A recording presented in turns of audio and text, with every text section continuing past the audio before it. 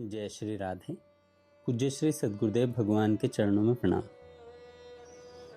साधक ने प्रश्न किया, इतने वर्षों से नाम जप कर रहा हूँ, फिर भी मेरे भीतर की पशुता, वासनाएं, राक्षसी भाव क्यों नहीं मिटे? यदि नाम इतना सामर्थ्यवान है तो मुझ में परिवर्तन क्यों नहीं हुआ? इस पर संतों ने अत्यंत करुणा और गहराई से उत्तर दिया कि यही तो माया का सबसे बड़ा खेल है। पहले वह बुद्धि को भ्रमित करती है, फिर साधक को निराश कर देती है। संत कहते हैं, नाम कभी व्यर्थ नहीं जाता। तुम्हें अभी अनुभव नहीं हो रहा, इसका अर्थ यह नहीं कि नाम कार्य नहीं कर रहा। करोड़ों जन्मों के पाप, वासनाएं और भोग संस्कार मन में भरे हैं, नाम उन्हें जला रहा है। यदि ये केवल एक जन्म के संस्कार होते तो कुछ ही दिनों में मिट जाते, पर यह तो अनादिकाल के संस्कार हैं। साधु कहता है, मुझे शांति नहीं मिली। साधक कहता है, मुझे शांति नहीं मिली, दुख नहीं गए, वैराग्य नहीं आया, मन बार बार विषयों की ओर भागता है।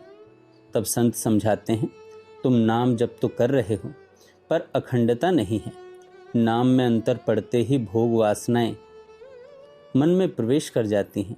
जैसे अग्नि में रखा लोहे का टुकड़ा अग्नि के समान लाल और तेजस्वी हो जाता है, पर अग्नि से अलग करते ही फिर ठंडा लोहा बन जाता है।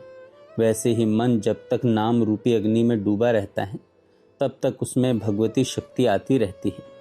जैसे ही नाम से हटता है, वही पुरानी विषय वृत्तियां जाग उठती हैं। संतों ने कहा, नाम छोड़कर गंगा जी की शरण में जाने की बात करते हो।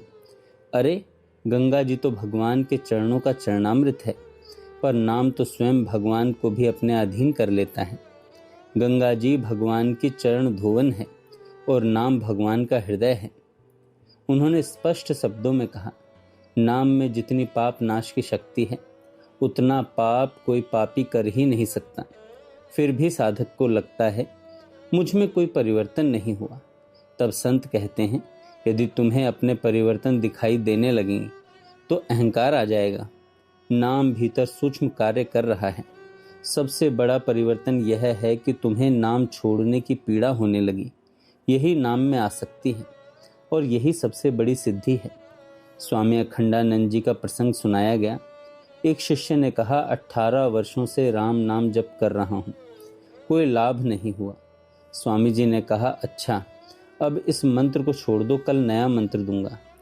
शिष्य ने प्रयास किया कि नाम ना निकले, पर जितना रोकता उतना ही नाम भीतर से फूट पड़ता। अंत में रो पड़ा, गुरुदेव, आपकी आज्ञा भी नहीं तोड़ सकता और नाम भी नहीं छोड़ सकता। तब अखंडानंद जी महाराज बोले, यही तो 18 वर्षों का फल है। नाम तुम्हारे प्राणों में बस गया। नाम तुम्हारे प्राणों में बस गया। नाम तुम्हारे प्राणों में बस गया।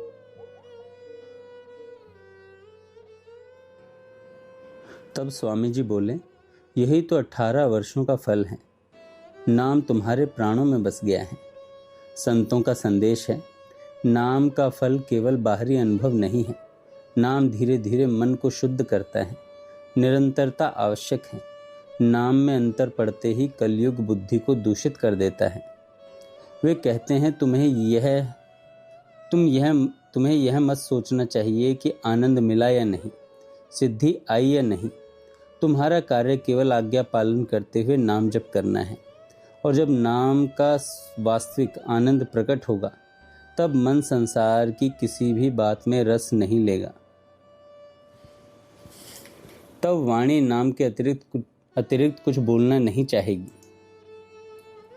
संतों ने बार बार एक ही बात कही है, खाते पीते उठते बैठते चलते फिरते सोते जागते हर समय नाम जपो।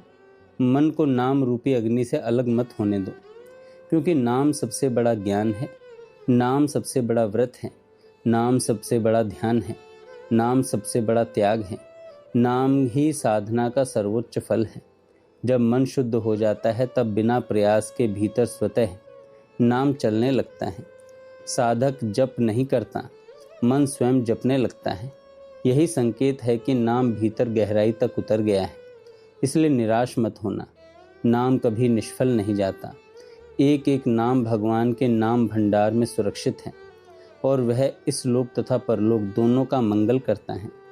अतः धैर्य रखो, अखंडता रखो और निरंतर नाम जप करते रहो। वही अंततः पशुता को भगवत्ता में, वासना को प्रेम में और अशांति को परम शांति में बदल देता है। जय श्री राधे।